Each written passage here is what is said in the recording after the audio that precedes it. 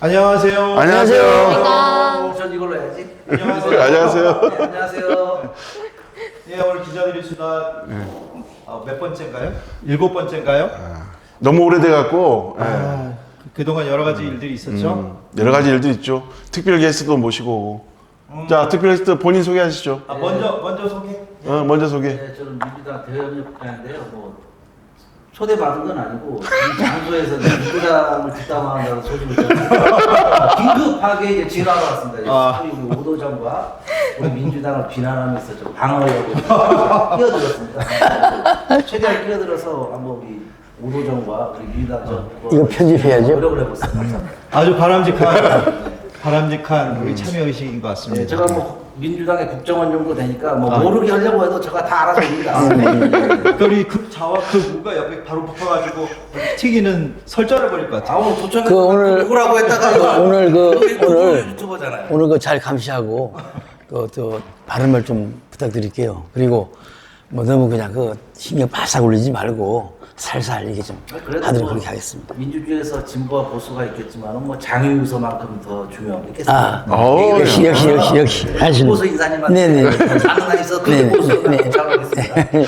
미처 저희 일정들이 맞지 않아가지고 이렇게 이제 와서 촬영을 시작하게 됐습니다. 그 사이에 저희 협회 조직도 많이 바뀌었고요. 사회적인 분위기도 많이 바뀌었습니다. 거기에 대해서 오늘 이제 간단하게 수다를 풀어보려고 합니다.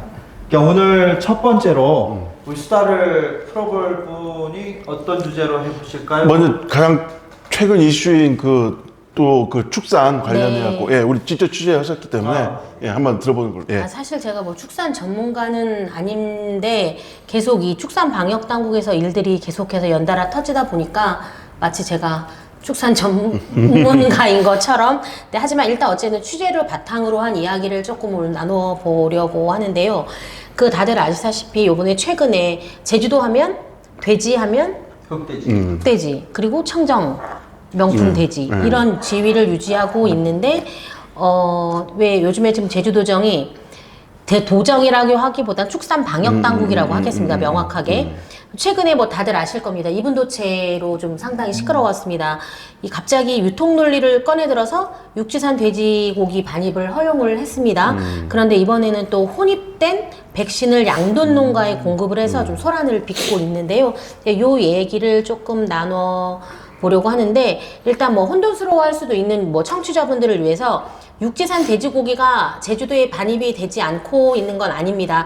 다만 이렇게 포장육으로 들어오고 있는데요. 이 방역 당국은 포장육으로 해서 들어오는 돼지고기 말고 우리 소위 보면 돼지고기를 두 동강 내서 들어오는 생돼지를 그러니까 이분도체라고 하는데요. 그 돼지를 이제 들어오기로 했다라고 해서 조례를 좀 개정을 했습니다. 그리고 또 이제 그때 당시에 우리 제주도는 이분도체를 반입을 하고 있었어요. 그 이유는 교차 감염, 원산지 동과 분류해서 아주 잘한 정책이라고 보고 있는데, 이제 최근 들어서 뭐 유통의 논리를 꺼내 들어서 많은 소비자가 육지산 돼지고기를 먹어야 한다, 먹을 수 있도록 선택해야 한다라는 논리를 꺼내 들어서 이제 지금 이분도체 반입을 허용을 했는데요. 이제 지금 현재는 큰 문제가 뭐 되고 있지 않지만 앞으로 관광객이 좀 많이 들어오면 이제 이런 원산지 동값 이런 것들은 어떻게 해결할지 좀 궁금해지고 있습니다. 일단 제가 오늘은 며칠 전에 한 종돈장에서 돼지열병 항체가 검출이 됐습니다. 이제 그 내용을 잠깐 설명해 드리면,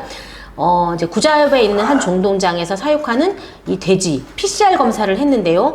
이 돼지 열병 항체가 검출이 돼서 좀 방역 당국이 정밀 검사를 나서고 있는데요. 요게 뭐냐? 이 돼지 열병 항체가 뭐냐? 그러니까 몸에 돼지 열병 항체가 생겼다는 거잖아요. 근데 아시다시피 제주도는 돼지 열병 청정 지역이라서 굳이 돼지들에게 이 항체를 만들어줄 필요가 없는 거죠. 그래서 이 돼지열병 주사도 맞고 있지 않습니다. 그런데 요번에 돼지들의 몸속에 이 돼지열병 항체가 생긴 거죠. 이제 그럼 왜 생겼냐? 백신이 들어갔다는 얘긴데요. 근데 이번이 처음인가요? 아닙니다. 그래서 저는 이 문제를 좀 심각하게 다뤄야겠다고 생각하는 게 2014년에도 이런 일이 있었고요. 그 전에 2010년인가? 이런 일이 계속해서 반복되어 있었는데, 일단 방역 당국의 좀 대처가 일단 백신은 투여가 됐지만 미량이고 앞으로 우리가 더 지켜봐서 대응을 하겠다. 전 요런 좀 안일한 게 문제라는 건데요. 제주도 입장은 어떻게 밝히고 있나요? 일단 지금 어쨌든 한 농가 162곳에 한 9,000병 가량이 보급이 됐어요. 그러니까 맞춘 곳도 있고 안 맞춘 곳도 있겠지만 어쨌든 맞춘 곳에 대해서는 저는 전수조사가 전부 필요하다고 생각해요. 근데 이제 그런 전수조사에 앞서서 일단 이 항체 반응을 보겠다는 거죠. 그리고 함량이 얼마나 들어갔는지 모르기 때문에 그 함량 유무를 조금 더 점검을 하겠다 이런 입장입니다. 오석중 국장님. 도정에서 이제 성실한 해명이 필요할 것 같습니다. 제가 뭐 당에서 나오고 일개 당직자가 그 정책 현안에 대해서 정확하게 알지 못하는 상황에서 발언하는 건 좀 시사해서 제기하는 게 이제 도정의 태도 문제를 지적하는 것 같은데요. 뭐 그 부분 담당자께서 실국장님이죠. 말하는 책임 국장대 하에서 이제 빨리 도민들이 납득할 수 있는 해명이 필요하다고 생각합니다. 네. 근데 사실 근데 이게 우리가 돼지한테 일본 내연 백신을 주사를 하려고 도가 관납을 통해서 농가들한테 배포한 게 백신이지 않습니까? 근데 그 백신 안에 일본 내연 백신만 들어있었던 게 아니라 다른 아까 말한 돼지 열병 이 항체가 여기 그게 주사가 돼서 한 백신 안에 두 가지가 혼용이 되어 있었다는 건데요. 전 이게 상식적으로 가능한 일인지 모르겠다라고 생각하고 있었는데 이게 처음이 아닌데도 불구하고 요거를 미량이다. 더 검사해봐야 한다. 지켜봐야 한다. 아직 뭐 돼지 어떤 이상 반응도 없었다. 근데 2014년에는 반응이 있었지 않습니까? 그래. 코로나19 때도 백신을 많이 배포를 했었잖아요. 그때도 네.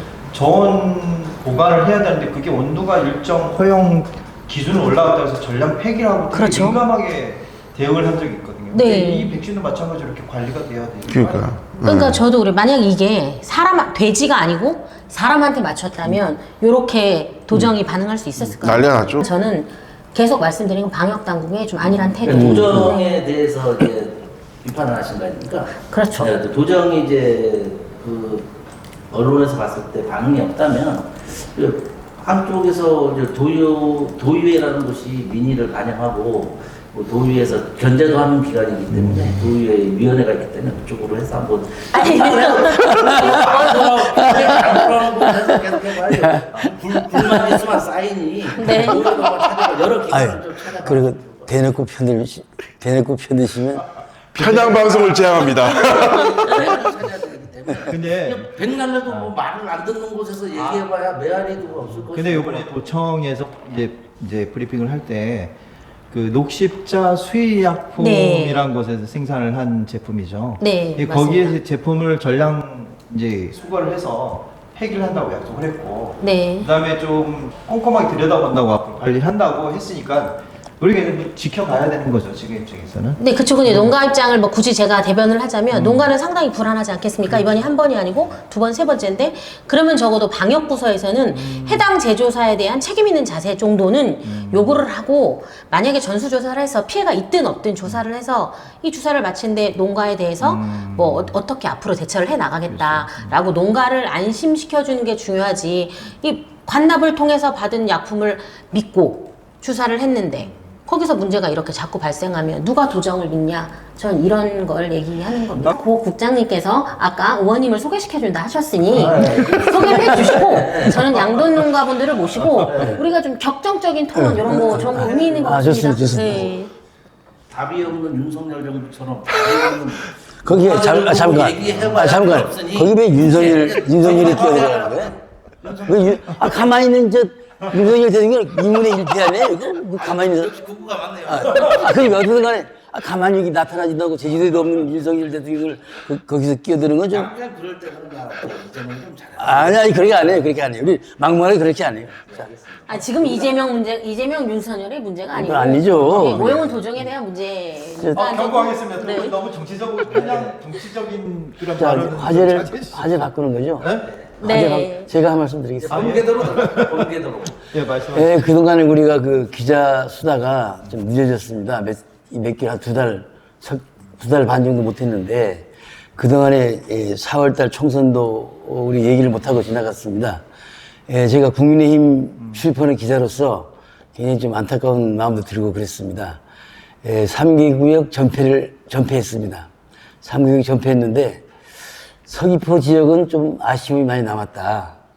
고기철 후보인데 정말 그 조금만 더 열심히 했으면 한 개의 의석은 가져올 수 있지 않았나 이렇게 생각되지만 전체적으로 반성을 한다면 국민의힘 후보들이 좀 역부족이었다 이렇게 말씀을 드리겠습니다. Now please